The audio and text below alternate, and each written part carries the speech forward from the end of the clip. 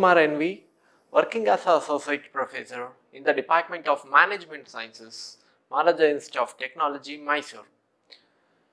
In the previous session, we are discussed about what are all the quantitative and qualitative measures in credit control. The subject entitles Banking and Financial Services. The subject core is 18 MB FM 301. And today we are focusing on banking sector reforms. So it shows the evolution of banking and its regulatory authority and what are all the measures and directions which are framed. These are the things which we are going to be discussed in today's presentation. So it will be enlighten us with respect to how the banking programs are taken place and how they are taken the monetary and major decisions with respect to a particular banking sector. So which we are mainly focusing on the banking system, where in the banking system where we are going to be concentrating towards how these reforms which is going to be helpful to the common people, and whenever we do the business of banking, what are all the measures need to be fulfilled. Those are the things which today we are going to discuss. So in the banking sector reforms, where we have 4 major committees which are taken the major decisions, and they are coming with a framework for the banking progress. So the first one is very popular, that is the Narasimhan committee, when it is happened in the year 1991, when the liberalization which is happened in India, or industrial policy which is taking place in India, in the same year, this is concentrating towards regulating our banking system. And then it is followed by the Verma committee in the year 1996, and Khan committee in 1997, and the second Narasimhan committee also established in the year 1998. So here we have a first phase and the second phase for Narasimhan committee, which is mainly focusing on how the sectoral reforms which is going to be helpful to liberalize the banking conditions. Yeah, first we are looking to how these banking sector reforms are performed. So in the context of economic liberalization and growing trend towards globalization, and or we can call it as external liberalization, means we given an opportunity for the external players to by liberalizing the policy, we are entering them towards getting to the business in banking, and various banking sector reforms have been introduced in India to improve the operations efficiency and upgrade the health and financial soundness of the banks, so that Indian banks can meet internationally accepted standard of performance. So you may observe that the SBI bank, which is reported in the global index, less than 200 position, which is climbed by through the incorporation and integration process. So therefore, the reforms of banking sector were introduced on the basis of recommendation of different committees. So in these different committees, we can switch over to the major 4. So in the first phase of the reforms, the banking sector reforms are directed towards improving the policy framework and improving the financial health and improving the institutional framework. So if we look into the change in the policy framework, there is a immediate direction which is given for improvement in the policy framework has been undertaken by reducing the cash reserve ratio. So as we discussed in the previous class, cash reserve ratio is a part of the reserve which is kept in the RBI. So around 3% of the CRR at present we need to be keeping in RBI as a CRR. So as same, like the committee is coming with improvement in the policy framework has been undertaken by reducing the cash reserve ratio to the initial standard and phasing out a statutory liquidity ratio.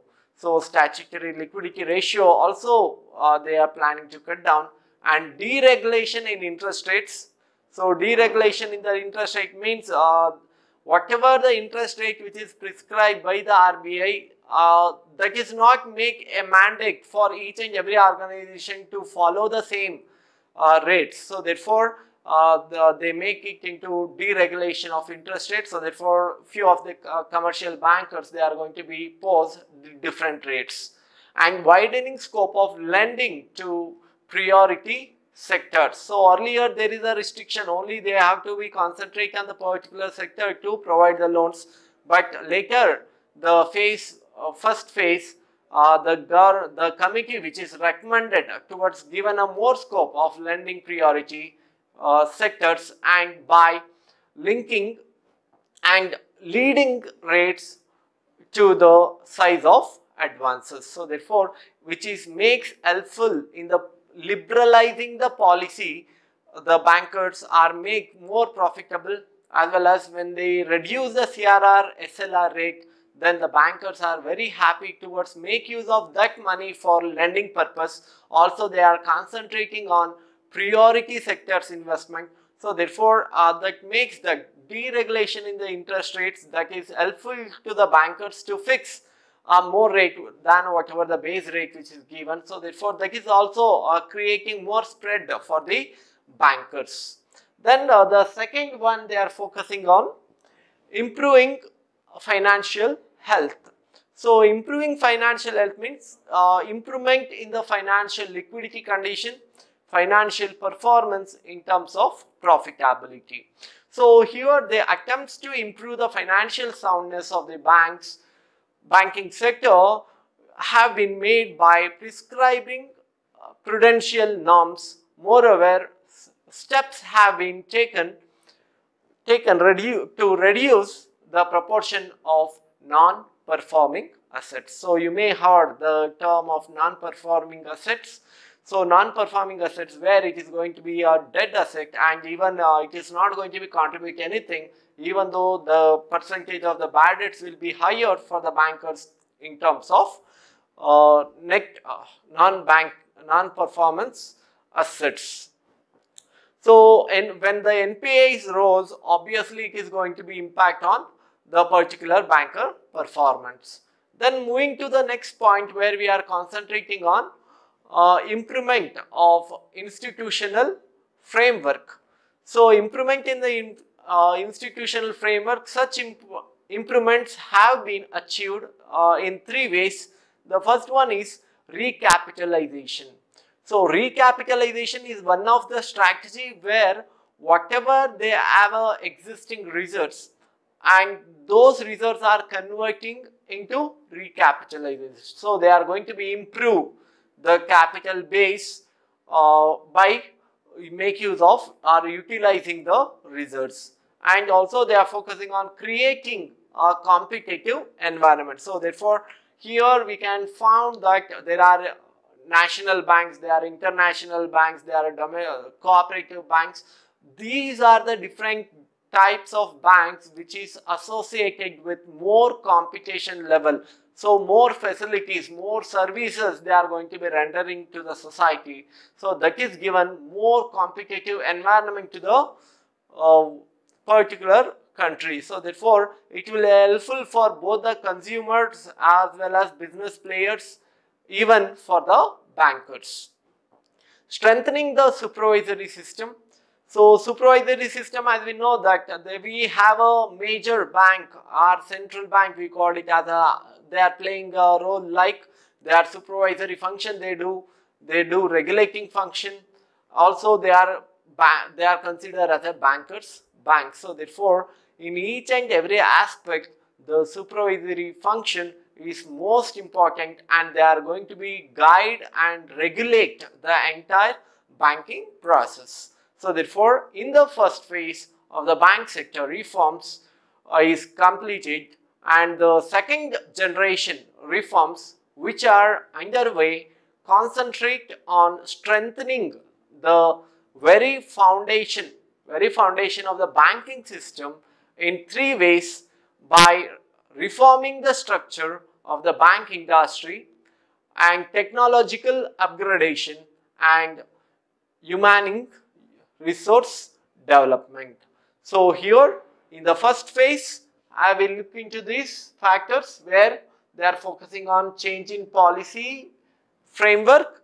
So change in policy framework, which is makes that every banker, they can go with their own policy with respect to they must need to follow the RBI policy. Also they can able to stick on to their own private policies, which is going to be helpful for them and improve the financial health. So therefore they are motivating and promoting the banking practices by making involved in each and every players in the market.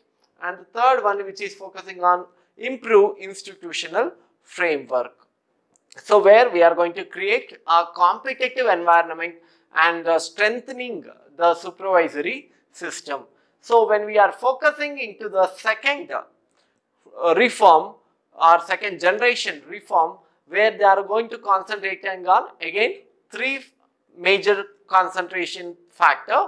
The first one is to reforming the structure of the banking industry, and the second one is technological upgradation, and the third one is human resource development. So therefore the bankers are mainly concentrating towards how to use the technology and how to make the transactions and how to make the manual into electronic or digital banking. So then coming to Prudential Regulation. So Prudential Regulation, there are two types of banking regulation, economic and prudential. So in the pre-reform era, means before the liberalization or industrialization, 1991 July, the RBI, Reserve Bank of India, regulated banks by imposing constraints with respect to like fixing the interest rates, tightening the entry norms, and directed lending to ensure judicious end use of bank credit. So therefore there is a more control, as well as they are tightening the banking performance. So therefore easily we couldn't able to access the loan, and there will be a prescribed interest rates were there. The banker must need to follow the same. All these are the major complication and the barriers which we can found prior to 1991 Narasimhan committee recommendation. It's recommended that to avoid such instance, they make that they go for deregulating the interest rates, and they encouraging the new players into the market. Also for lending, they also suggest to go for priority sector lending. So therefore the banker here, they have a chance of more flexibility and liberalize in the policies towards empowering the banking industry. However, such economic regulation of banks hampered their productivity and efficiency. Hence the RBI switch over to Prudential Regulation, which calls for imposing minimum limit on the capitals of the bank. So therefore they fixed the minimum capital ratio. So therefore every banker must need to be reached the particular proportion of the minimum level of capital. Then that prudential regulations make that the players who want to be a banker, they are going to keep the investment of whatever the said in instruction given by the RBI. The objective is to maintain the health of banks in particular and ensure the soundness of the financial system in general. So means here it is not only just keeping an investment, it is also focusing on how to create the wealth for the banks. Also it is resulted in soundness of the financial system. It allows much greater scope for the free play of market forces than what is permitted by the economic regulation alone. So earlier days we can find only restricted and few players in the market as the bankers, but today we can find n number of banks, n number of financial institutions, they are come up. So because of the liberalization of the policy and procedure, make them anybody to enter with the easy entry and easy exit by liberalizing the policy. Also finally they must need to follow the whatever the RBI rules and guidelines with respect to banking reforms.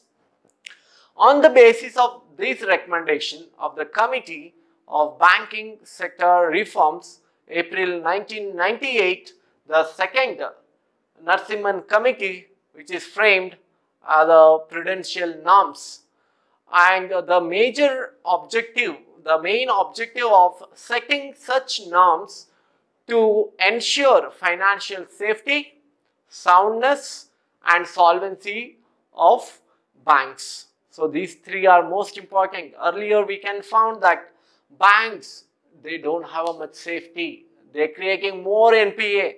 Even they are not in the position to meet their liquidity and soundness of the banks. Soundness means it's the financial soundness, what the level of growth of the bank, how the assets are increased in the bank, how the organization have a more profitability year on year, that we are going to be counting for soundness.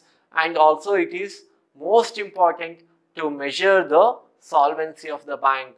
So solvency where they have a capability to meet their debt. So where they may be borrow the funds from the RBI, they should have a capacity to return back whatever the amount drawn from the RBI. So therefore, these are the major three areas the second Narasimhan Committee, they majorly focusing on. The first one is financial safety and financial soundness and the solvency of the banks.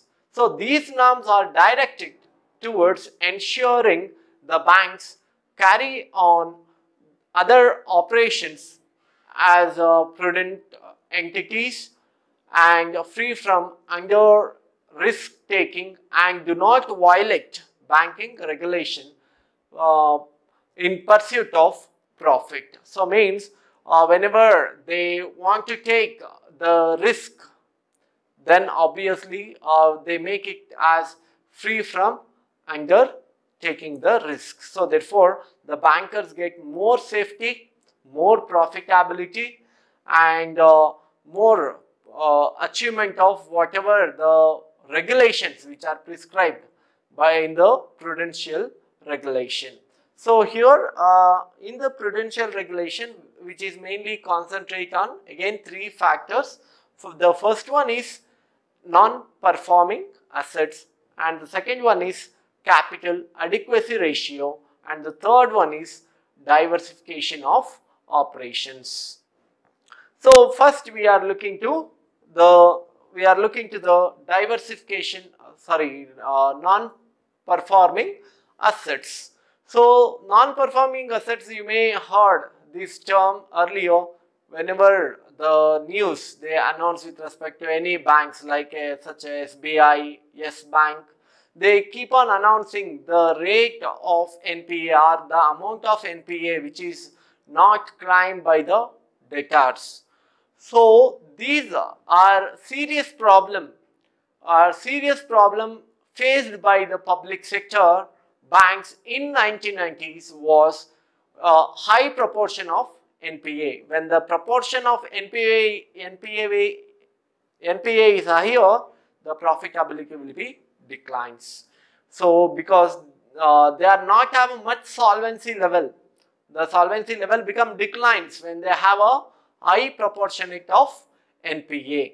So therefore, an NPA is considering an asset from which income is overdue for more than 6 months. So means when they are not pay any interest by pledging their assets, and according to the second Narasimhan Committee report 1988, no other single indicator reflects the quality of assets and their impact on banks' viability than the NPA figures in relation to advances. So therefore, when you show more NPA, it shows that how the banker is performing. When the NPA level is high, obviously the bankers are facing the risk of uncertainty and making a very low solvency level, and liquidity level also become poor. The gross NPA scheduled commercial banks increased over the period of March 31st, 1998 to March 31st, 2002 from 50,815 crores to 70,904 crores. Just assume that with the span of just 4 years, the NPA, the amount of NPA which is rose from 50,000 to 70,000, 20,000 crores, which is increased in the NPA proportion in 1980s to 2002. So gross NPA of public sector banks were also considerably higher. So obviously, because whenever they take a loan from the public banks, there are very less control compared to the private banks. However, the share of PSB, public sector bank or public scheduled banks, in total NPA declined from 90% to 80% during the period of 1998 to 2002. So therefore, the amount of NPA become lower in the period of 1998 to 2002. Furthermore, there was a decline in the ratio of gross NPA and net NPAs measured as a percentage of advances as well as assets. So the ratios represent the quality of banks and are thus taken as a measures of soundness of the banking system. So as we reported in 1998 to 2002, there is an increase in gross NPA and 10% decrease in NPA, net NPA level. So the same, when they are considering the Narasimhan Committee factor, then they are coming with the lesser the NPA and GPA, gross performance asset, where gross non-performance assets, where they are considered very less, and it is declining year on year. As a percentage measure, these ratios represent of bank assets and are thus taken as a measures of soundness of the banking system. So gross and net NPA as a proportion of gross profit and total gross advances and total profits of SCB declines substantially during the year. So therefore, the positive influence which is taken place after the implementation of whatever the recommendations are made by the second Narasimhan Committee 1988. However, the ratio of gross and net NPA are a proportion of gross advances and of total assets increased substantially for a new private sector banks in 2001 to 2002 due to the merger of strong banks with the weak banks. So this is also one of the expansion strategy where the bankers are thinking about merging together. So when they are concentrating on merging together, The main reason is they want to show that the size of the banks to be larger, as well as when there is a weaker performer, then they go for merging the weaker company by paying less. So therefore, they are getting two advantages here. They are getting whatever the total assets, even the NPA proportion is very high in those kind of the banks. So therefore, they are getting less value for purchasing the particular bank. So therefore, the private players become taking a major role and major place in the market to meet the customer expectations. But the root cause of increasing in NPA is the proportion of bad debts. The main cause for increasing the NPA proportion is bad debts. So bad debts, the amount which is irrecoverable from the customer, that we are called it as bad debts. In case of some banks, net NPA even exceed their net worth. When it is exceed more than the net worth, then the bankers are collapse the solvency level. So therefore, every banker, they should be very careful to cut down the proportion of NPA and maximize the wealth of the banks. So wealth of the banks in terms of they need to be concentrate on increasing in the profits, increasing in the growth. That will be helpful for them to meet the customer requirement, and whatever the deposits they are going to be collected, for that the interest they are going to be charged. So for paying that interest, the bankers should need to be performed very well. So therefore, this means that such banks had negative net worth. So when it is negative net worth, obviously it is a very difficult condition for a banker to come out from the particular situations. Then RBI guidelines. So the RBI offered 3 options to banks to restructure bad debts. So the first one here is Debt Recovery Tribunal. We call it as DRT, Debt Recovery Tribunal. And the second one is Settlement Advisory Committees. Settlement Advisory Committees. And the last one is Recapitalization from Government. So means they are going to be safeguard the banks which are in the loss by recapitalization.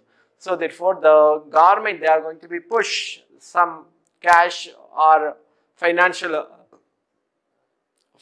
assistance they are going to be provide.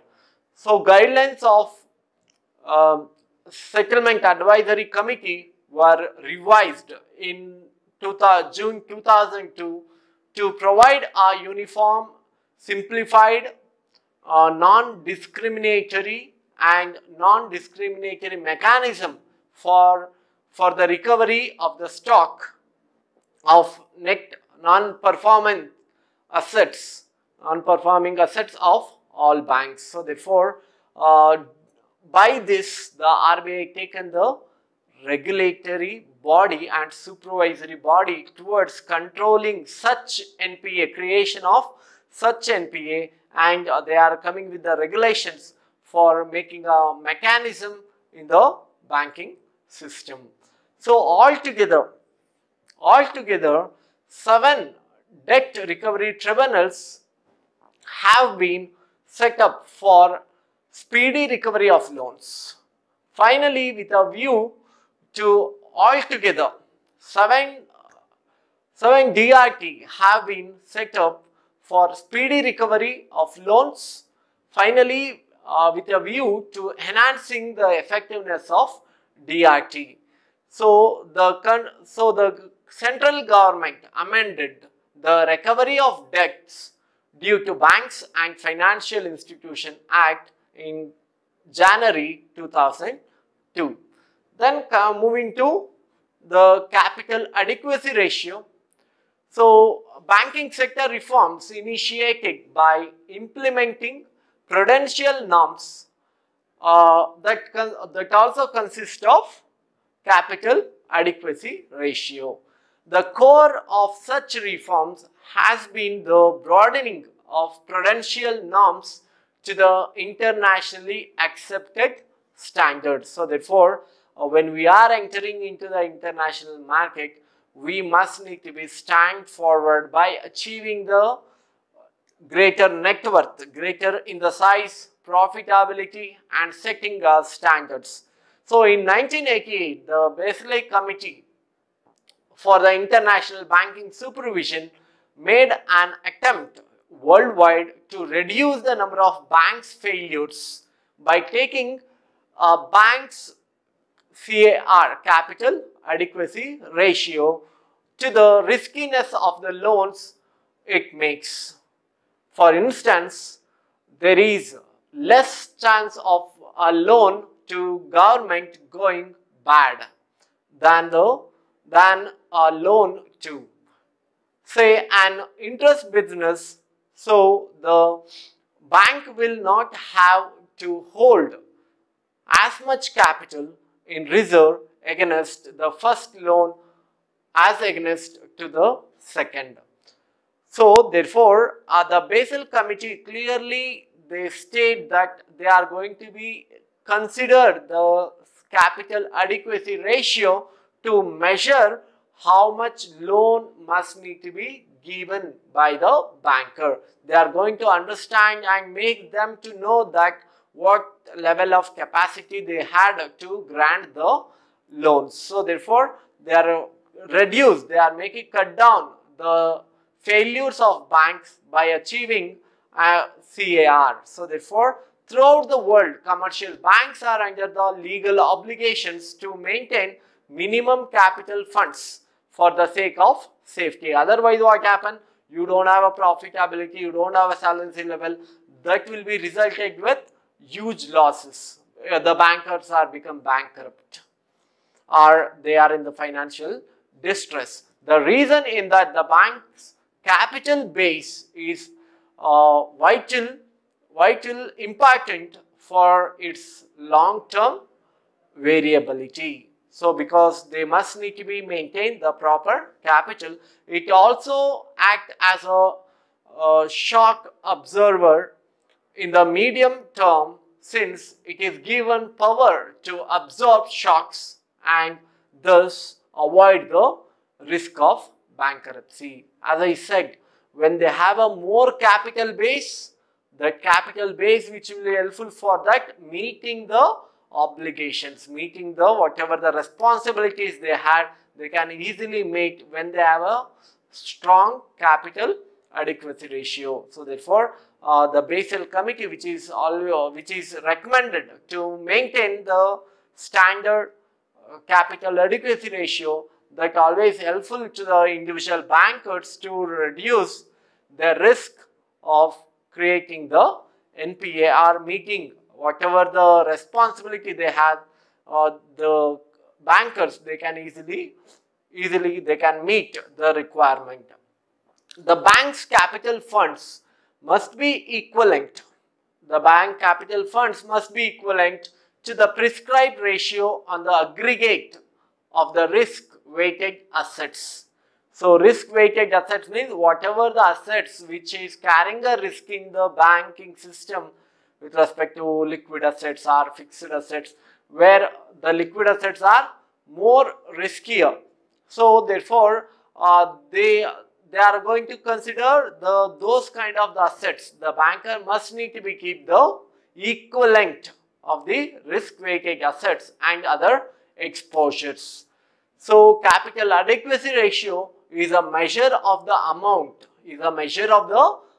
of a bank capital expressed as a percentage of the weighted credit exposure. So means how much we have asset and how much based on the particular asset, how much we are going to be providing a loan. It is related to risk weighted assigned to asset acquired by the banks in the normal process of conducting businesses. It is also related to the proportion of capital to be maintained on such aggregate risk weighted assets. Then this capital adequacy ratio is calculated on the basis of risk-weighted weightage on assets in the books of accounts of banks. Any type of business transaction carried out by a bank involves a certain specific type of risk. So, for the sake of safety, a proportion of capital has to be set aside to make provisions to avoiding the risk. So, this proportion acts as a hedge against uncertainty. Hedging means where they are going to be reduce the loss. They are not come out from the loss. So, it is given some amount of reserve or provisions you are going to be create, and whatever the loss which you are going to be face in future, that proportionate of the loss you can able to mitigate it, but you can't able to come out with overcome from 100% of loss. So that is a secret reserve. We call it as that as secret reserve to observe any problem, any possible future losses. Future losses. Higher capital adequacy will improve the efficiency of the banks into two ways. The first one is by forcing banks to reduce operating cost. So therefore, when the banks are reduce the operating cost, obviously it will be increase the profits to the bankers. And the second way is to improving the long-term variability through risk reduction. So better to go for long-term viability. So that will make that more confidence towards whatever the amount they are going to be given, and when they are kept more reserves, instead of they are keeping more reserves, that better to make it more recapitalization. Then capital adequacy enables the banks to mobilize more capital at reasonable cost. So therefore, as a banker, instead of they are borrowing from some other banks, they are go for taking a loan from the RBI. Obviously, instead of that, if they are maintain the proper capital, that will be help out for them to getting a cash at the lower cost. The two important new parameters which are more crucial for the growth of banks are asset quality and risk weightage. So therefore, where we are going to be investing and how, whether those are risk covers or not, the risk weightage as well as the quality of the asset, these are the crucial parameters which is considering a growth for the banks. So on the basis of this Basel Committee Proposal 1988, two tiers of capital have been prescribed for the Indian SCBs. The first one is Tier 1, where in the Tier 1 they are considered capital which can absorb losses without forcing a bank to stop trading. So I will repeat once again, Tier 1 which is concentrating on the capital which can absorb, the losses without forcing a bank to stop trading. So therefore, they are allowed to perform the banks, but they are trying to absorb the loss without forcing to stop the bank. Then the second tier is capital which can absorb the loss, in the event of winding up. So it is only allowed in the time of liquidation of the banks. So therefore, the following recommendation of the first Narasimhan Committee 1991, the RBI directed the banks to maintain a minimum capital of 8%, as the risk-weighted assets. The second Narasimhan Committee 1998 suggested raising the ratio further. In March 2002, the capital to risk-weighted asset ratio was raised to 9%. So earlier it is 8% in the first committee, and later the part it is increased to 9%. It was subsequently raised to 10% with a view to the tightening the capital adequacy norms further. So therefore, whenever they need a more adequacy of the capital, they are planning to raise the percentage of CAR, capital adequacy ratio. So at the end of the March 2002, all SCBs except 5 had a CRAR in excess of the stipulated 9%. Capital asset ratio is stipulated more than 9%, and the capital of PSB, public sector banks, has increased through government capital infusion, equity issues to public and retained earnings. And the last one, that is diversification in banks operation. So during the period economic liberalization in 1991, the PSBs have diversified their activities considerably. They have moved in new areas such as mutual fund, portfolio management, merchant banking, venture capital finance, and other para banking activities such as lease financing, hire purchase, factoring, forfeiting, so on. So like that, the functions of the bankers are completely changed, taken the different way due to the committee recommendation.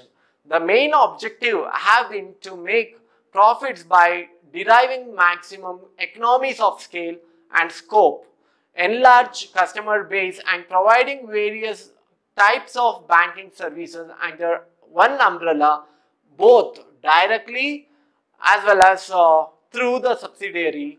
Many banks such as the SBI have become the one-stop financial services center. So therefore, this will be helpful. The diversification always will be helpful to greater enhancement of economies scale and scope of the banking performance, and scope for it is a further scope for expanding the banking performance and banking business, and also it is encouraging and enlarging the size of the customer. So as we know, the SBI combination, which is helpful to the SBI to be a global banker, as well as the size of the bank is huge, even the profitability will be higher because the last units also merged with the SBI. So these merger surely it is going to be enhanced the more greater values to the SBI. Hope you are understand whatever we are discussed today with respect to banking sector reforms, where we are focusing into 4 banking reforms. Earlier we have in the first phase we have discussed the 3, and the rest we are concentrating toward the second Narasimhan committee, where it is focused mainly on technological advancement and the banker expansion, diversification, and reclining in the NPA proportion through the prudential regulations. So I think you are understand whatever we are discussed today. Hope you are known the much about these reforms. It will be helpful to you with respect to how these bankings are taken place and how these reforms are going to be helpful to the banker to have a surveillance and sustainability. Thanks for listening. Thank you.